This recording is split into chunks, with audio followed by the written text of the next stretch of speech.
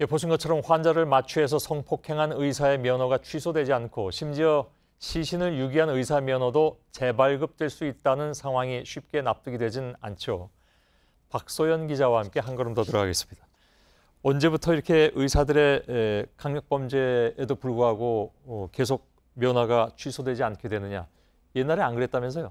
네, 그렇습니다. 1999년 이전만 해더라도 어떤 범죄를 저질러든지 금고 이상의 형이 선고가 되면 의사 면허도 자동으로 취소가 됐습니다. 무척 엄했군요, 그래도. 그렇습니다. 예. 그런데 1999년 11월 15대 국회 때 그 보건복지위에서 관련 법안을 개정했는데요. 당시 회의록을 한번 살펴봤습니다. 예. 그 면허 취소 기준을 의료법 위반으로 판정한다 이런 내용이 추가됐습니다. 예. 그런데 정작 회의록에는 왜 바뀌게 됐는지 그런 설명은 전혀 없었고요. 유인물로 대신한다 이 한마디만 이렇게 남아 있었습니다. 그 유인물은 봤습니까? 그래서? 네, 그 유인물도 확인해 봤는데요. 예. 의료인의 면허 제한 사유를 의료법으로 위반했을 경우로 조정한다. 이렇게만 법안이 어떻게 바뀌었는지만 적시되어 있을 뿐 왜 그 배경 사유에 있어서는 설명이 전혀 없었습니다. 그 유인물로 대신한다고 했지만 유인물도 설명이 안 되는 그런 상황이군요. 네, 맞습니다. 예. 그러면 결국 법이 개정되면서 일반 국민들이 영향을 받게 될 수밖에 없는 그런 상황인데 그 당시에 공청회를 연다든가 아니면 따로 여론 수렴을 한다든가 이런 과정도 전혀 없었습니까? 네, 이런 내용도 확인하기 위해서 보건복지부에 따로 물어봤는데요. 그 관련 내용이 전혀 남아있지 않았습니다. 조금이나마 추론할 수 있는 게 당시 국회 보건복지위 상임위원장과 해당 법안을 심사했던 소위원장이 모두 의사 출신 의원이었습니다. 그렇게 대략 처음에 얘기를 들을 때 감은 잡고 있었는데 실제로 그랬다는 얘기군요. 네, 그렇습니다. 예. 당시 행정규제 완화 흐름이 좀 타고 있었던 때였는데요. 당시 이런 흐름을 타서 법이 개정됐는데 결국 제 식구 감싸기 아니었냐 이런 의혹이 제기되는 이유입니다. 예. 물론 본인들은 그렇게 얘기는 하지 않겠지만 그냥 통상적으로 보면 그런 의구심을 가질만 하다라는 얘기인 것 같습니다.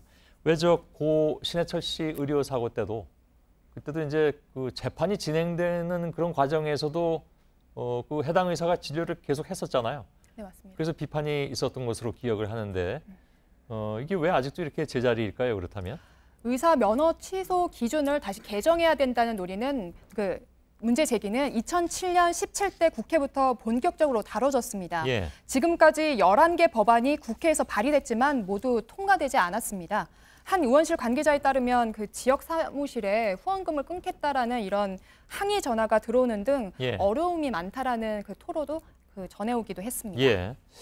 자, 대부분 시민들은 이제 강력 범죄를 저지른 의사일 경우에 좀 불안하잖아요, 그죠?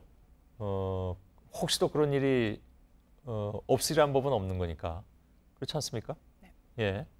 그래서 여전히 불안할 수밖에 없는 그런 상황인데. 환자들한테 피해가 돌아갈 수밖에 없겠군요. 네, 맞습니다.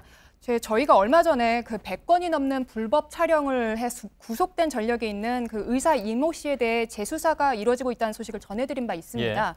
과거 성범죄로 이미 유죄를 받았던 의사였는데요. 면허가 취소되지 않았고 이후 다른 대형 병원에서 진료를 계속하다가 비슷한 범죄를 저질렀다는 의혹이 제기됐기 때문입니다.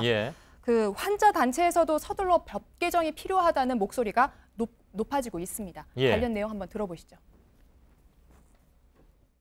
이 치료행위라는 것이 이제 환자의 몸을 다 주는 거예요. 그리고 옹호해 주는 일이 발생하면서 결국은 이제 환자 의사 간의 불신이 더 가중되는 거죠. 이처럼 자신과 함께 일하거나 심지어 자신을 진료하는 의사가 범죄자일 수 있다는 우려는 의료계 전체에 대한 불신으로 이어질 수밖에 없습니다. 박소연 기자였습니다. 수고했습니다.